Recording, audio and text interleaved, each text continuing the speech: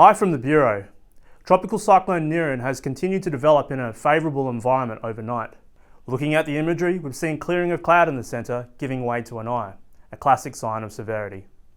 Thankfully, Niran will track southeast away from Queensland and it will, as cyclones do best, concentrate and focus the weather around them. With winds and heavy rainfall staying close to Niran, this will leave much of Queensland weather-free as it moves off into the Coral Sea. Niran will thread the needle between Norfolk Island and New Caledonia on Saturday, with hazardous surf for Norfolk during Foundation Day holiday weekend.